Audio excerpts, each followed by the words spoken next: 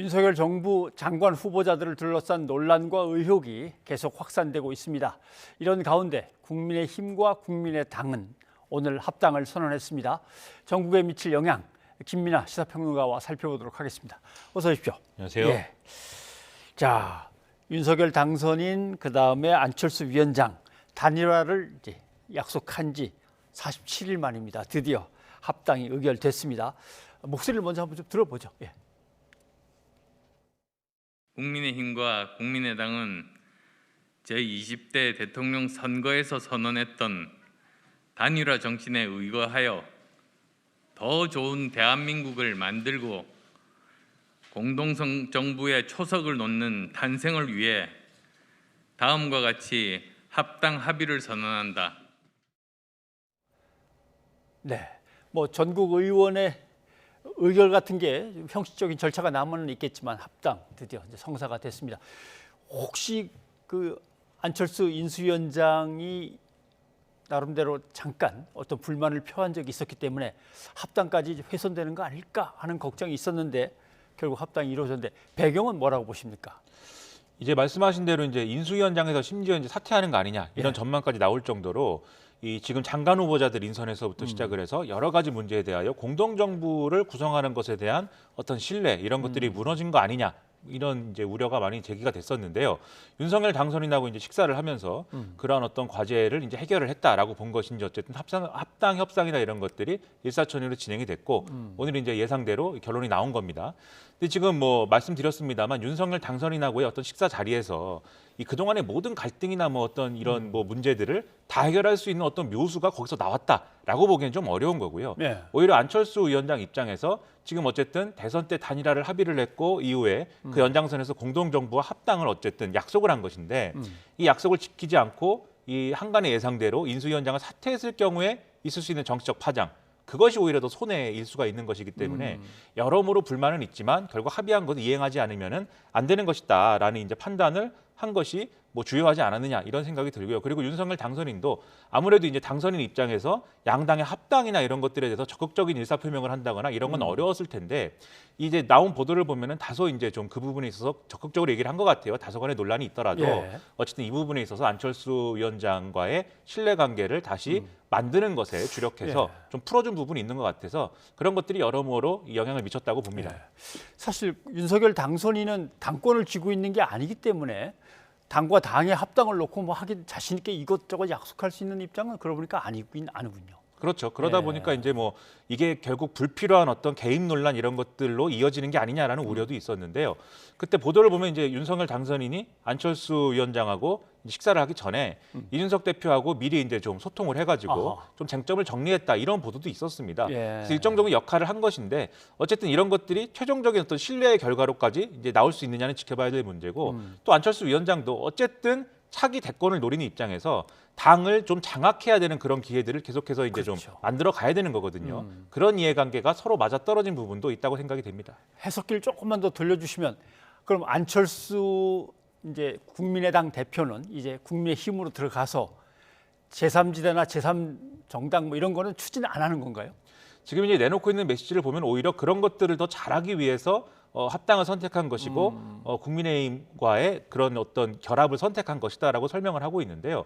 그런데 이와 관련해서는 실질적으로 당장은 어쨌든 안철수 위원장이 가지고 있는 어떤 지지율이라는 것이 언제나 좀 일정 정도 이상까지는 있었기 때문에 예. 이런 것들이 일부 선거에서 영향을 미치거나 할 가능성은 물론 있는 것 같습니다. 하지만 장기적으로 다음 대선까지 가는 과정에서 그동안 제3당의 어떤 후보로 또 제3지대 정치라는 어떤 상징성을 가져왔던 그런 후보로의 어떤 이 뭐랄까 이점 그런 것들은 상당 부분 상실될 가능성이 높다고 보고요.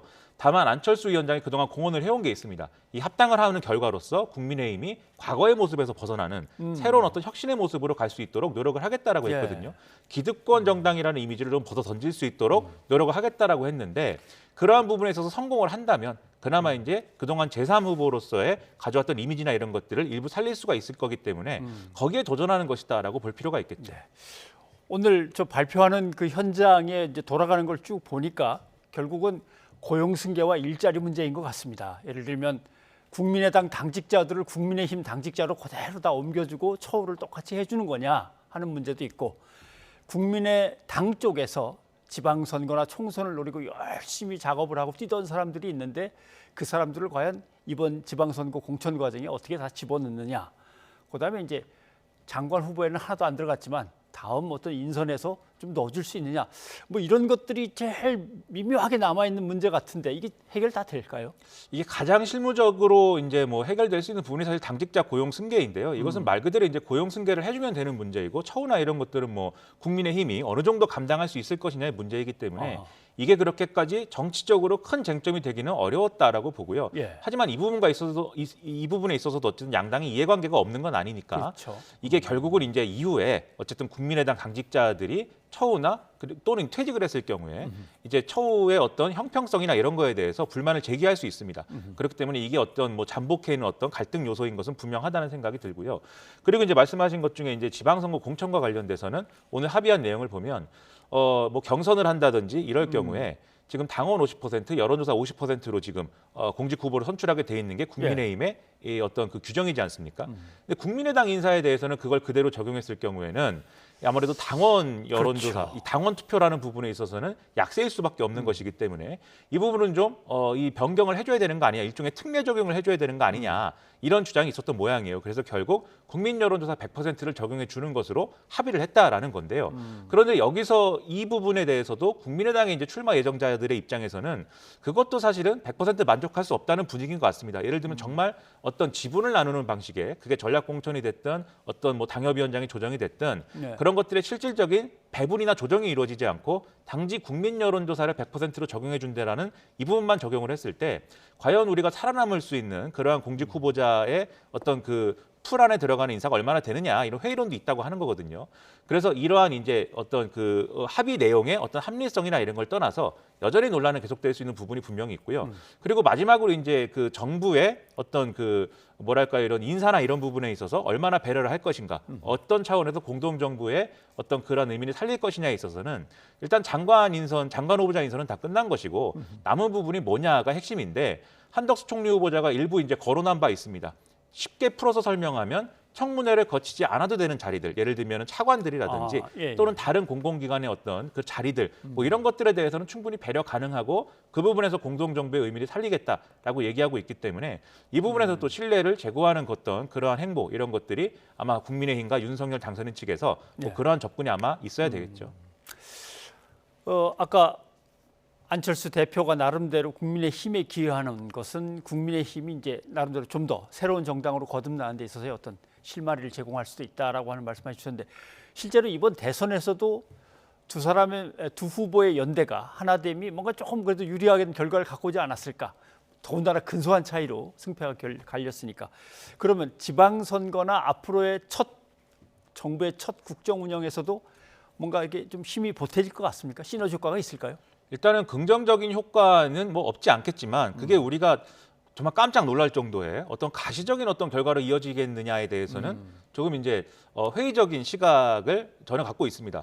오히려 이게 합당이라든가 이런 것들이 되지 않고 안철수 인수위원장이 뭐 사퇴를 한다든지 이런 파국으로 이어졌을 경우에 그게 이제 큰 마이너스가 될 수 있는 것이죠. 그래서 그것을 일단 막았다라고 볼 수가 있겠는데 더군다나 좀 의문스러운 부분은 만약에 이런 시너지 효과를 극대화하기 위해서는 안철수 위원장이 좀 더 적극적으로 움직여야 되겠고 그리고 이것을 윤석열 당선인이 뒷받침해주면서 지금 밀어줘야 되겠는데 지금까지 그런 모습이 아니었습니다. 안철수 위원장은 국무총리도 맡지 않겠다라고 했고 당직에 당장 뭐 도전하는 뭐 그런 일이 있는 것도 아니고 또 지방선거를 이제 진두지휘하면서 어떤 존재감을 뽐내는 뭐 이런 모습도 이제 보여야 이후에 어떤 자기의 대권 가도의 문제도 그렇고 시너지 효과의 문제에서도 그렇고 충분한 효과를 낼 수 있지 않을까라는 생각도 드는데 선대위원장도 지금 안 맡겠다는 그런 입장이거든요. 아마도 지방선거 국면되면은 안철수 위원장이 고른 인물들 그리고 자기가 지원하는 게 좋다라고 생각되는 인물들을 좀 선택적으로 지원하지 않을까 이런 생각이 드는데 그러면 그 결과를 가지고 평가할 때 과연 지방선거에 뭐 승리를 했다든지 또는 뭐 패배를 했다든지 이런 평가에서 안철수 위원장의 기여라든가 역할이라는 게 큰 어떤 의미를 가지고 평가의 대상이 될 수 있겠는가 그렇지 않을 가능성이 지금 커진 거거든요. 그래서 아마도 뭐 안철수 위원장 본인이 풀어야 될 문제긴 하겠지만 지금까지의 과정만 봤을 때는 큰 어떤 시너지 효과까지는 기대하기 어려운 상황 아니냐 이런 생각입니다. 알겠습니다.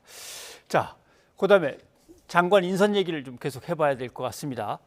한동훈 법무부 장관 후보자한테 뭐 온갖 공격의 화살이 좀 가해지고 있는데 민주당은 청문회 보이콧 얘기도 꺼내는데 그렇게 되면은 정말 치명타가 됩니까? 보이콧을 하면 오히려 한동훈 후보 입장에서는 고맙다고 해야 되는 건가요? 어떻게 되는 겁니까? 일단 뭐 어떤 정당성, 그러니까 윤석열 당선인이 한동훈 검사를 법무부 장관 후보자로 지명한 거에 대한 정당성의 의문을 표시하겠다라는 예. 취지에서 나온 얘기인데요. 하지만 결국 이게 명분상으로 지금 말씀하신 대로 여러모로 뭐 명분이 서는 얘기는 아니기 때문에 현실적으로 좀 어렵지 않을까라고 생각을 합니다. 왜냐하면 결국은 청문회라는 것은 국민의 대표로서 예. 지금 국무위원 후보자에 대해서 적절한 인사인지를 평가를 하고 검증을 하는 그런 자리인 거거든요. 그렇죠. 근데 그런 권한을 그냥 어떤 그러한 이유, 한동훈 후보자는 마음에 들지 않는다. 그것은 윤석열 당선인의 잘못된 인사이다. 이런 이유로 그냥 이제 이런 이유만으로 보이콧하는 것은 국민들이 보기에 그것은 오히려 정당하지 않다라는 이제 생각을 할 수가 있고 더군다나 이 얘기가 지금 공개적으로 얘기가 나오면서 네. 민정배 의원이 이제 공개적으로 YTN 라디오 얘기하다가 인터뷰 과정에서 언급을 해서 이제 지금 일파만파인 건데 공개적으로 얘기를 하면서 오히려 이게 정치적 해석의 배경이 지금 돼버렸어요. 예를 들면 청문회를 개최를 하면 한동훈 후보자가 굉장히 이제 말을 잘하는데 예. 그동안에 이제 문제가 있었던 어떤 검찰 수사에 관련된 논란 또는 채널A 사건 이런 데 있어서 그동안 검찰의 정당성 그리고 본인의 정당성을 굉장히 강변할 것이다. 예. 그러면 아마도 과거에 윤석열 검찰총장이 국정감사에 출석을 해가지고 민주당 의원들이 하는 말에 다 받아치고 뭐 이런 효과 때문에 오히려 한동훈 후보자의 주가만 올라갈 것이다. 그걸 두려워하는 거 아니냐. 이런 해석을 벌써부터 이제 국민의힘에서는 하고 있는 거거든요. 예. 이런 정치적인 어떤 함정이 벌써 조성이 돼 있기 때문에 이것 때문에라도 보이콧을 쉽게 결정하기는 어려운 상황이다라고 생각이 됩니다. 네, 알겠습니다. 그 다음에 이제 화살이 집중되고 있는 게 정호영 보건복지부 장관 후보자입니다. 자녀들에게 어떤 특혜를 아버지로서 보좌관 주선했는지 어떻게 했는지는 모르지만 그런 의혹들이 있다라고 하는 건데 기자회견을 열어서 정면 돌파를 시도하더라고요. 한번 잠깐 좀 들어보죠. 가능컨대 자녀들의 문제에 있어서 저의 지위를 이용한 어떠한 부당행위도 없었으며 가능하지도 않았습니다. 의대 편입이나 병력 처리 과정은 최대한 공정성이 담보되는 절차에 따라 진행되었습니다. 조국 전 장관은 팩트가 있어서 70여 것을 압수수색했습니까? 수사를 해야 팩트가 나오는 거 아닙니까? 검찰에서 27년이란 검찰총장 출신 대통령이 맞는지 의심스럽습니다. 수사도 하지 않고 팩트가 없다고 하는 것은 친구니까 수사를 하지 않겠다는 선언으로 들립니다. 정 후보자가 국민 앞에서 본인께서 모든 것을 열고 확인하겠다라는 의지를 보여주셨죠. 교육부 감사, 그다음에 병원 재검 등등 여러 가지 문제가 발생하면 수사까지 스스로 의뢰하겠다라고 이야기를 하셨기 때문에 이 검증의 시간은 이제 국회 청문회로 좀 지켜봐 주시면 좋을 것 같습니다. 정호영 후보를 향했던 화살이 이제 당선인을 향하면서 우정이 중요한 게 아니라 공정이 중요하다고 지금 먼저 공격도 가해지고 있는 상황인데 기자회견으로 해명이 된 것 같습니까? 아니면 전혀 아닌 것 같습니까?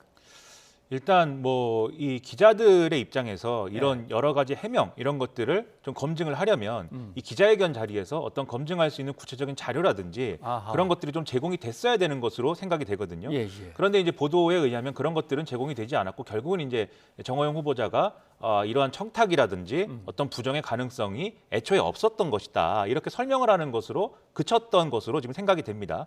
그런데 대한민국의 모든 입시 비리라든지 뭐 모든 그러한 어떤 뭐 청탁이라든지 이런 것들은 애초에 있을 수 없는 제도를 가지고 하는 거거든요.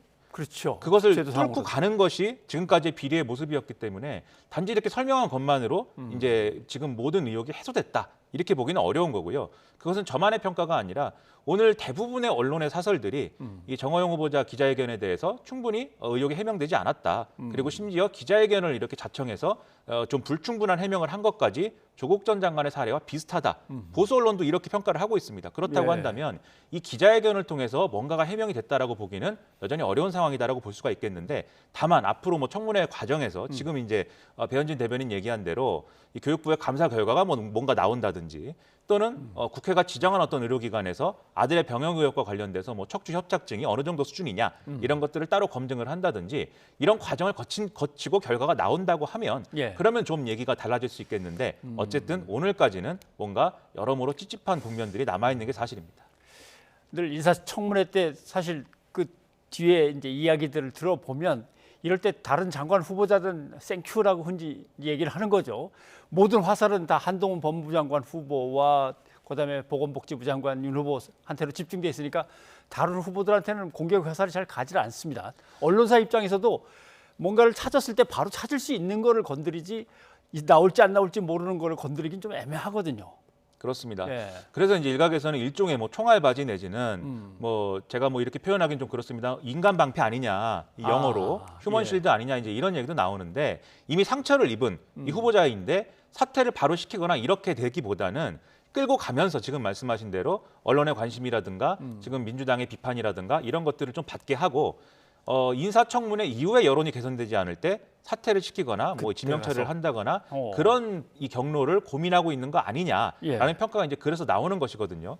그런데 이게 단지 뭐 이런 수준으로 이제 뭐 대응을 할 것이냐는 상당한 의문인 겁니다. 왜냐하면 계속해서 윤석열 당선인도 그렇고 지금 이제 국민의힘도 그렇고 결국은 이제 위법은 없었다라는 것이 어쨌든 이 해명의 어떤 중심에 놓여 있는 하나의 또 핵심 논리인 것이잖아요. 근데 위법이 없었다는 것만으로 우리가 얘기하기는 어려운 게 이 장관 후보자를 지명한다는 것은 적임자를 지명하는 것이지 예. 헌법자가 아닌 사람을 지명하는 건 아니지 않습니까? 그렇기 때문에 결과적으로는 이러한 어떤 과거의 논란을 안고 있는 인사가 장관이 되는 것이 옳으냐 그르냐 이것을 명확하게 따져야 되는 거고 그 근거를 지금 찾고 있는 것이기 때문에 이 부분에서 원론적인 대응을 하는 것이 옳겠다. 그래서 좀 책임 있는 어떤 조치가 필요한 게 아니냐. 이런 해명이 되지 않으면 예. 그래서 결과적으로는 책임 있는 조치가 따라야 된다고 생각을 합니다. 예, 알겠습니다. 그런데 자꾸 조국 전 장관한테 했던 것만큼만 해라. 이제 이런 논리를 서로 부딪히는데 글쎄요, 이게 적용될 수 있는 논리인지 아니면 어차피 그렇게 해서 또 힘을 결집시키는 건지 어떻게 봐야 됩니까?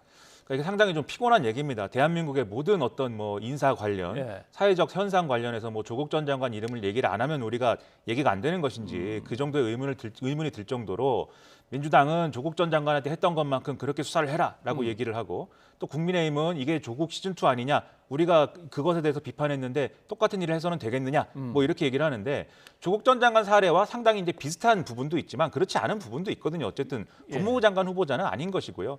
오늘 이제 장제원 비서실장이 굉장히 열심히 이제 조국 전 장관의 사례와 같지 않다라고 막 주장을 하는데 그것도 이제 언론들이 대부분 조국 전 장관 사례와 비교해가지고 지금 얘기를 하고 있기 때문에 예. 그 프레임을 깨고 싶어서 깨야 되겠기에 이런 얘기를 지금 하는 것이죠. 그런데 제가 뭐 강조하고 싶은 것은 이 정호영 후보자에 대해서 분명히 이제 수사가 필요하다라는 그러한 생각을 저 같은 사람들이 이제 할 수가 있거든요. 왜냐하면 그것은 조국 전 장관이 뭐 이렇게 검찰 수사를 받았기 때문이 아니라 지금 해명을 하려고 했는데 해명을 제대로 하려면은 과거의 기록이나 근거들이 확인이 돼야 될 거 아니겠습니까? 근데 지금 수사라는 수단을 동원하지 않고는 지금 그러한 근거들을 확인할 수가 없는 거예요. 그렇죠. 그렇기 때문에 조국 전 장관 문제를 배제하고서라도 그런 얘기는 다 밀어놓고서라도 이 문제가 정호영 후보자 스스로 해명하는 그러한 근거들을 내놓지 못한다고 하면은 그렇다면 어디 수사기관이 해야 될지는 잘 모르겠습니다만 예. 경찰이든 어디든 나서서 이 부분은 뭐 수사를 해야 될 필요가 있지 않나 이런 생각을 할 수밖에 없는 거죠 지금. 예, 알겠습니다. 그나저나 다음 주면 한덕수 총리 후보에 대한 인사청문이 시작이 되는 겁니다. 여기서부터 잘 풀려 나가야 되는데 어떨 것 같습니까? 일단 뭐 민주당 그리고 정의당 각각 이제 낙마 예정 후보자들의 이름을 지금 거론을 하고 있는데요. 예. 민주당의 경우에는 이제 한덕수 총리 후보자, 그다음에 한동훈 법무부 장관 후보자, 방금 쭉 얘기한 이제 정호영 보건복지부 장관 후보자를 얘기를 하고 있고 정의당이 이제 한덕수 후보자는 얘기하지 않고 있는데 여기에 이제 김현숙 여가부 장관 후보자까지 포함해가지고 4명을 거론을 하고 있는 그런 상황입니다. 그러다 보니까 결국 이제 누구를 낙마시키느냐 이것에 좀 쟁점이 모아지고 있고 예. 특히 한덕수 후보자는 국회 임명동의안이 처리가 돼야 국무총리가 되는 예. 것이기 때문에 이게 초미의 관심사가 될 것으로 보이는데요. 근데 중요한 것은 한덕수 총리 후보자가에 대해서 지금까지 제기된 의혹이라는 게 여러모로 의심스러운 부분들도 있고 이해 충돌의 가능성이 상당히 보이는 부분들이 많이 있지만 또 결정적인 낙마 사유인가 그것은 청문회에서 한번 또 따져봐야 될 문제로 보이는 것들도 있거든요. 예. 그리고 민주당 입장에서는 아무래도 부담스러운 부분들이 있는 게 새로운 정부가 출범하는데 이렇게 주요 모든 장관 후보자들에 대해서 예를 들면 대안 없이 반대하는 거 아니냐 이런 여론이 또 생긴다고 하면은 그 부분은 또 정치적 부담이 있기 때문에 결국은 일정 정도 선택과 집중을 해야만 되는 그런 상황입니다. 예. 그래서 만약에 한덕수 총리 후보자를 뭐 임명동의안 부결시킨다라고 하면은 나머지 장관 후보자들에 대해서는 그래도 어느 정도 합리적으로 평가를 해야 될 것이고 그 반대의 경우라고 하면 또 다른 길을 또 생각해봐야 되는 그런 딜레마들이 있는 것인데 그런데 국민들이 원하는 것은 어쨌든 원칙적으로 언론적으로 이 후보자들이 그 직위에 맞는 사람들이냐를 평가해 달라는 것이거든요. 예. 그래서 그런 어떤 여러 가지 정치적인 해석이나 권한에 대한 어떤 얘기들이라기보다는 그러한 부분에서 원론적으로 할 수 있는 역할을 충실히 하는 것이 옳겠다 그런 생각입니다. 아무튼 인사청문회에서 그 사람의 정책적인 어떤 방향이나 자질도 좀 충분히 얘기가 돼야 되는데 또 어떻게 보면 또 네거티브만 계속 주장하다가 또 끝나버리면 그것도 좀 허무하기도 하고 말이죠. 예, 한번 일단 다음 주에 총리 후보 인사청문회부터 지켜봐야겠죠. 예, 오늘 여기까지 듣겠습니다. 고맙습니다. 고맙습니다.